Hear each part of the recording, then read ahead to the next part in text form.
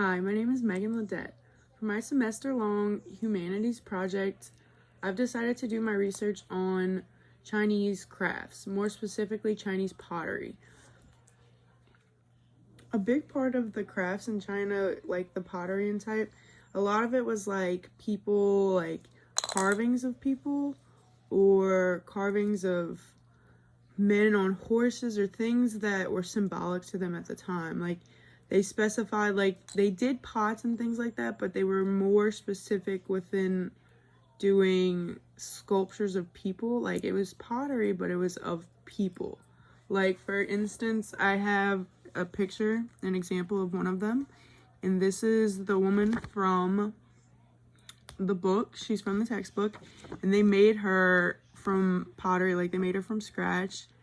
I like this one a lot just because I like all the detail that they put into it, and that was a big reason why I picked this for my topic, because I think pottery is really interesting. Like I'm considering changing my major to it, and the type of pottery they did wasn't really common at the time, so I really liked it because they kind of made it a thing. Because a lot of people did pots and cups to like drink and to be able to survive, but they started doing like the sculptures so that they'd have it to remember people and as signs of respect and different things like that. And some of them are really big, some of them are really small, but I just really like the idea of the way they use the pottery. So a lot of times the women would be doing different things. So like they often portrayed the women doing things that women did at the time, like playing polo or like just doing casual things that women would do.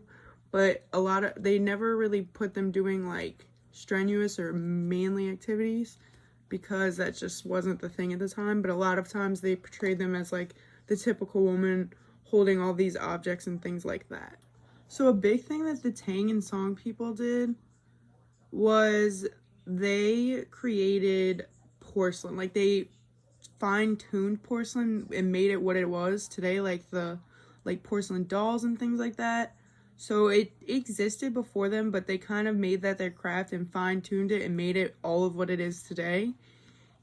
And that was a big part of them forming pottery back in the day, because porcelain was not nearly what it is now, and it got to where it is because of them. On the topic of pottery, on porcelain I mean, so the reason that we call like fine China today is because of them. So like I said, they made porcelain what it is, and because of that it became called fine China, like because of them, because because China is porcelain, so they made it to what it is, and so it's so popular that that's how it got the name fine China. Throughout doing this project, there was a lot of things that I learned about China and Chinese art and Chinese crafts and Chinese pottery, but the takeaway was that there's a lot of things that they made that even I didn't know about, and that I feel like a lot of people didn't realize that it became so famous because of them.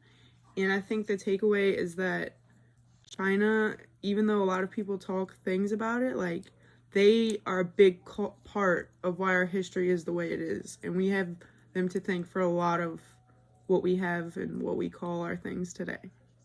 Thank you for listening. Have a great day.